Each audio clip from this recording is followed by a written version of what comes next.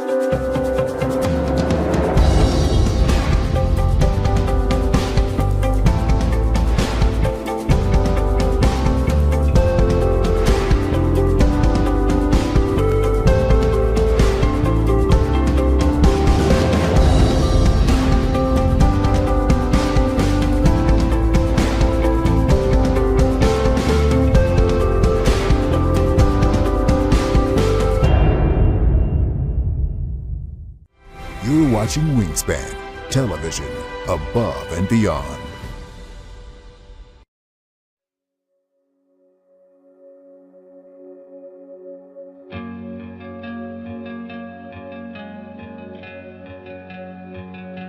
We fly a C-37 Alpha and a C-37 Bravo, a G5, G550 Gulfstream aircraft.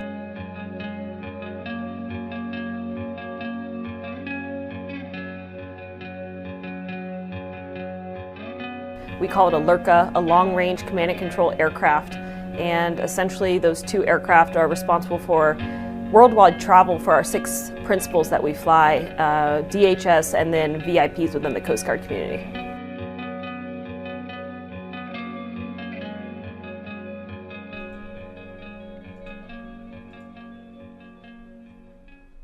It takes so long to send the plane out just because of all of the passengers.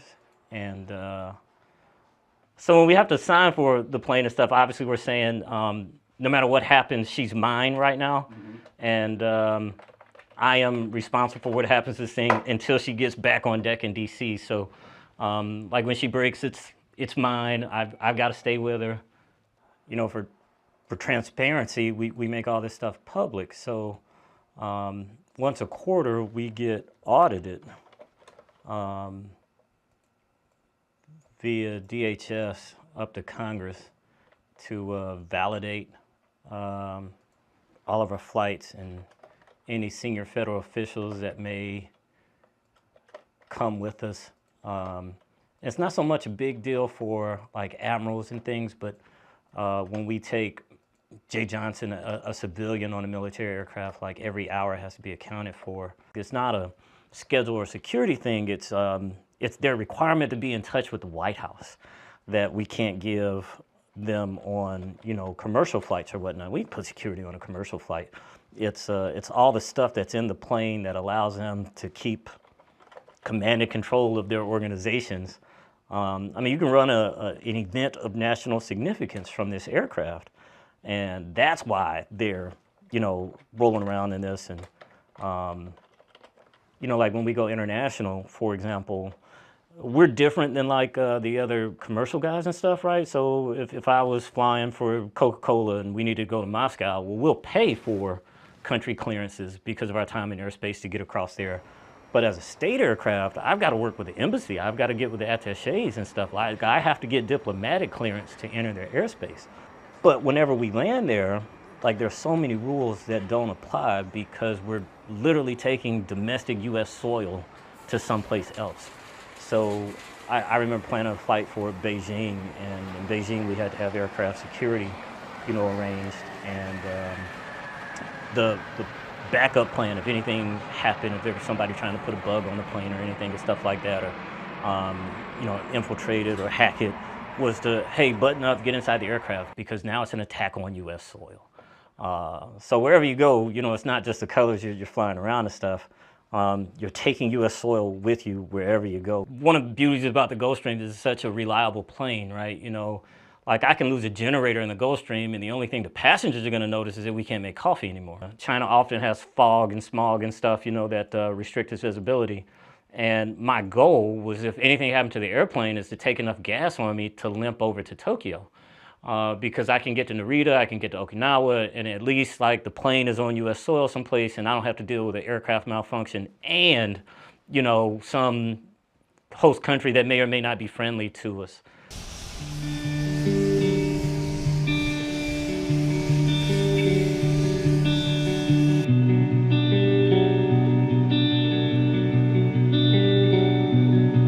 Thank you, sir. I start with Coca-Cola on Monday. Really? You're gonna be filling up like Coke machines or something? No, I'm just playing. You start when? Monday.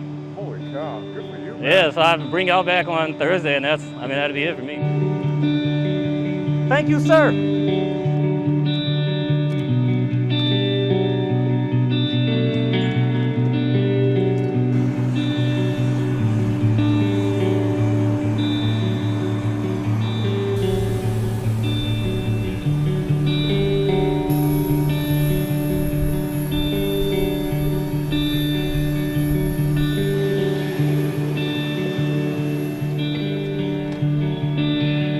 New planes and coffee, you just can't beat that smell. I cannot wait to turn in these stupid things and stuff, right? I'm gonna delete this iPad on the flight back. I'm gonna delete this iPhone on the flight back and stuff. I will rid myself of Steve Jobs' dirty, mandatory influence on my life. Long time. I'm so glad you get to do this last little run with me. Are you excited? It's kind of bittersweet. I'm thankful Rebecca did a lot of the stuff because my mind has been on so many other different things. And then what I like most is that, you know, it's the state of the Coast Guard and stuff. So like we're not, I don't know, it's like a fitting conclusion to it all or whatnot and stuff. So we shouldn't be a bad run today. Straight 2 hours down, bunch of weather off to the west. You know, so all the weather is down underneath here, and today it's outrageously high. So this is our flight plan, so part of it will be above the tropopause, but as you go in the southern latitudes and stuff, the tropopause gets higher and higher, so higher to get into the stratosphere. And we'll do this profile straight up and boom, drop it down into Tampa on one of their little rivals. And it's kind of fun doing these little quick turns and stuff. So the EO and I had already talked about not being in the rotorboat windows. So I'm gonna be pressing buttons like a madman once we get on deck in Tampa. So last run for the XO. Thank y'all for putting me with my baby. She looks awesome. Smells like a new car. Like, I love the carpets. The leather's new too, right? 12 today on the Commandant trip all the way down. So all the big wigs and stuff. 2 hours quick and dirty to Tampa. I mean, that's our route of flight. As y'all can see, like I said, the weather is off to the west. We are not going to be a part of it. It may start raining. If it starts raining and stuff and we start greeting and stuff, just come in. There ain't no point in getting wet and stuff and then getting down to Tampa, getting hot and muggy. But all light, nothing green and stuff. The visibility is what it was. I think earlier it was like mist at 2 miles and 3,500 and stuff, so no takeoff alternate or anything like that needed. Maybe a little bumpy getting out here with the gusts and stuff, taking off to the south, so quick, dirty, and painless, really. So EO's got the left seat today. Blame her for the landings. Other than that, questions, comments, concerns? Everybody feeling good? Everybody rested? Yes, sir. All right. I am to fly. I think I am. The degradation to safety on this trip and stuff. Last run and stuff. I watched one of my buddies do a flight before his retirement. Just keeping in the game that long and stuff. They were trying to tell him and stuff. Hey, you should do a break. Y'all know what the break is and stuff. So you go basically at 200 or better over the runway, and then when you get to the numbers, you peel off to whatever downwind pattern it is, right? So it's a way the Navy gets you in the pattern really, really fast. And so they were asking him to do it and stuff, and he's like, no, I don't want to do that. And he was like, oh, you're a military pilot, you will never do this military maneuver again. And he's like, okay. So I watched the break and stuff, right? And plane's doing this all the way coming down and stuff. He's in there trying to keep it tight because when you turn, you chop the throttles and you don't touch them. So the goal is to keep the plane slowing and going, and you're configuring as you're coming down and stuff in this little circular pattern to land and stuff, right? He screwed it all up. Ready to break?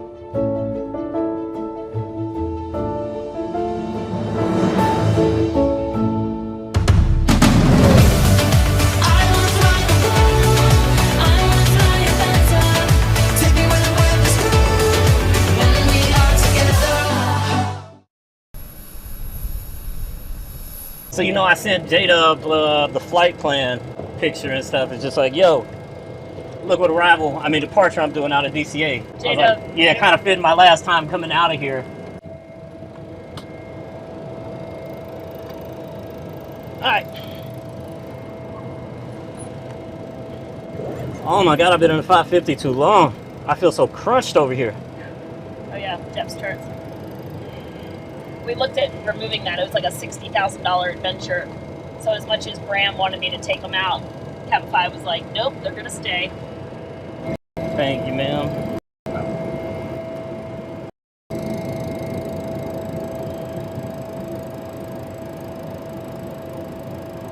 First flight in the Coast Guard was in a Falcon with Tank Schuler.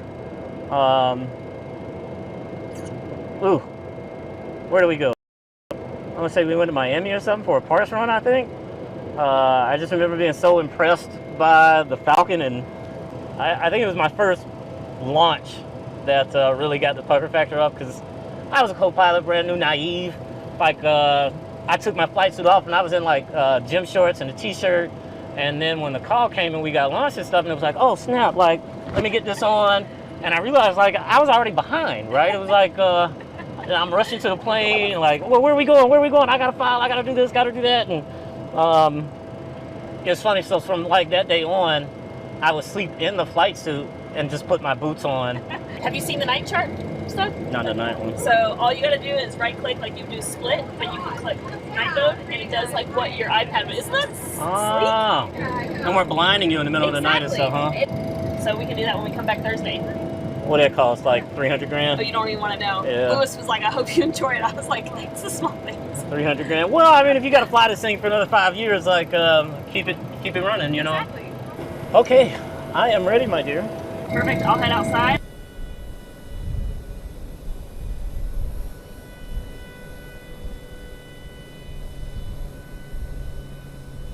I've been here for 10 years. You know, I've gotten down to the point where I've done the tower tours. I've met the folks at ground. At one point, I knew their names, so I could match a voice to who was on, you know, the ground at the time and stuff. And I hope they've gotten used to mine, certainly. But you can tell they look at us as a known quantity here too, right? So when the weather's bad and things like this, like, hey, Coast Guard, can you guys circle today? And it's like, yeah, sure, man. Like, you know, I'll help you out. You know, folks asking stuff, well, hey, you're a global pilot, right? You've been all over the world. You know, what's the most challenging airports you've been to and stuff? And it's like, well, yeah, I've been in the mountains. I've been, you know, in Alaska. I've been in snow. I've been in, you know, rain and stuff. But the hardest place getting into or out of is home. Well, DC is, what, 16 square acres? And the only way it works is flow. So for every plane that goes in, you have to have one go out because you can't have too many of them here. You just don't have the real estate for it, right? And so the way you operate is flow. And it's not uncommon for you to get cleared for takeoff with a plane that's only 2 miles out. And they're expecting you to get on the runway, and I mean move. Because he technically can't land until you are wheels up and have vacated and stuff, right? So when pilots first come here, the pace of it is kind of sort of, oh my gosh, like, you want us to go right now? It's like, yes, man, we got to go right now. Or, I can't believe he cleared me to land. The runway's not cleared yet and stuff like, the dude hasn't started rolling yet. What should we do? You know, you're like, well, you continue, man. Like, and we're only going to go around if he is actually still on the runway. But some of these things, you're cutting it close. And I guess after all these years of flying and stuff, like, you get comfortable with it. Like, oh, we'll be all right. We're 3 miles out and stuff. We're fine. We're fine.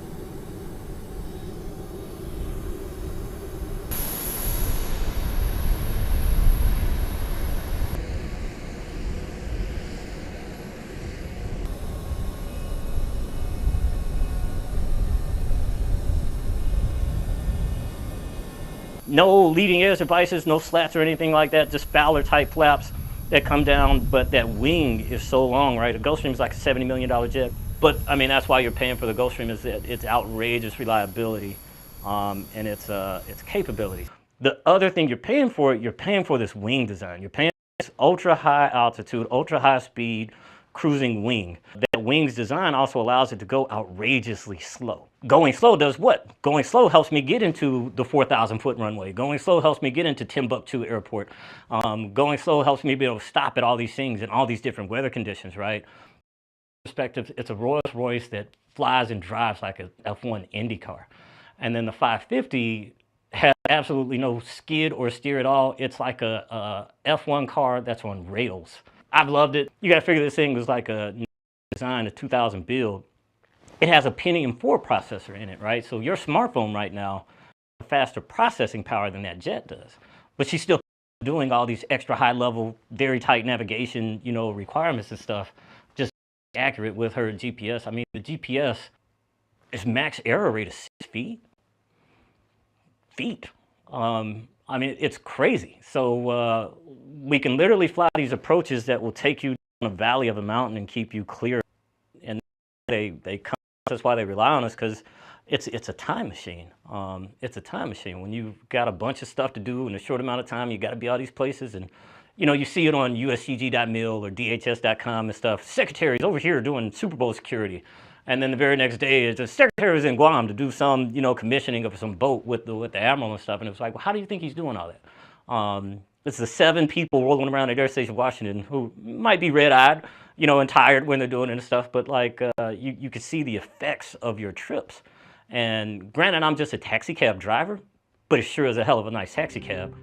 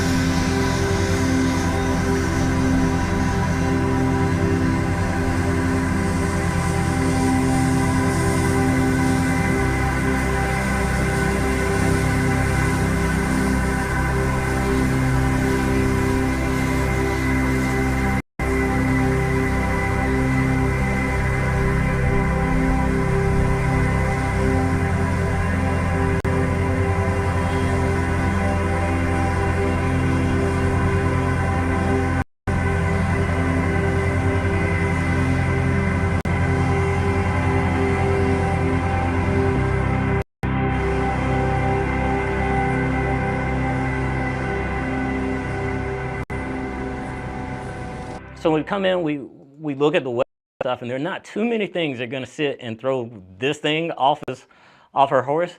There's an EVS camera, and it's an infrared camera that picks up light. So as we're coming in on an approach, for example, like that camera can give me the ability to see the runway environment just a little bit better and faster than I would if it was just trying to use the naked eye. And what that does is allow us to go 100 feet lower on approach minimums. That basically assures our chances of landing someplace, you know, of getting in.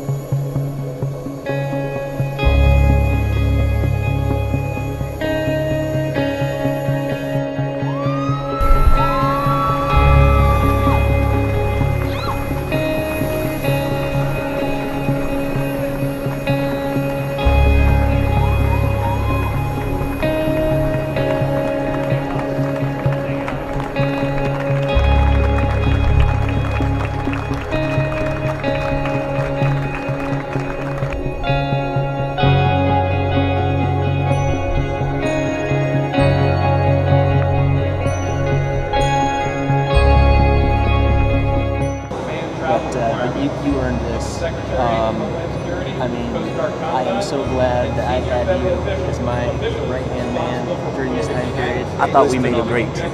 I thought we made a great team. I really appreciated it. We're going together. How's that?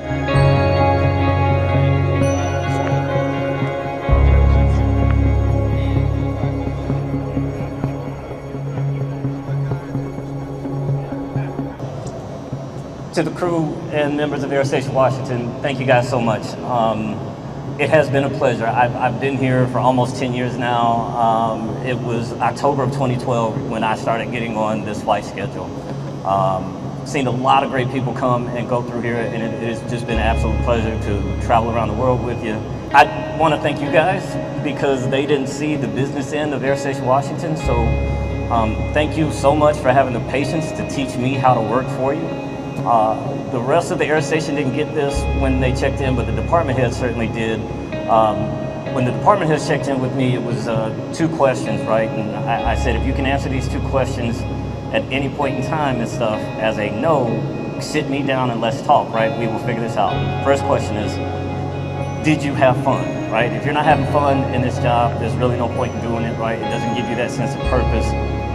You'll never really connect with our mission. You'll never connect with our principles. You'll never connect with what we need to do here at Air Station Washington to keep above and beyond and constantly exceed those expectations. The second question is, would you work with me again?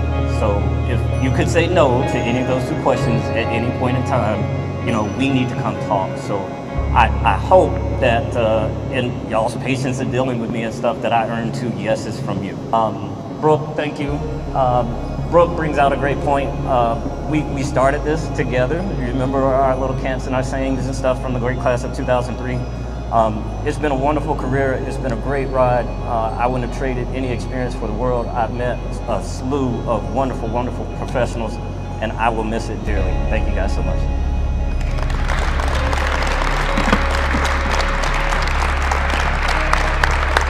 That's it, boss. You're watching Wingspan, television above and beyond. From Wingspan Studios, I'm Claire Jones with this space update. German startup Vioma just announced that it's raised 8.5 million euros to develop 2 space debris monitoring satellites, which it hopes to launch by the end of 2024.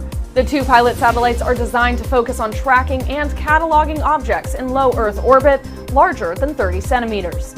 These satellites will supplement the data Vioma already offers through its third-party network of ground-based sensors. The Federal Aviation Administration has started to reduce the amount of airspace it closes for launches from Cape Canaveral in an effort to reduce the impact on commercial aviation. By doing so, the FAA says it keeps open a key arrival route for commercial flights from the northeastern U.S. to airports in Central Florida, like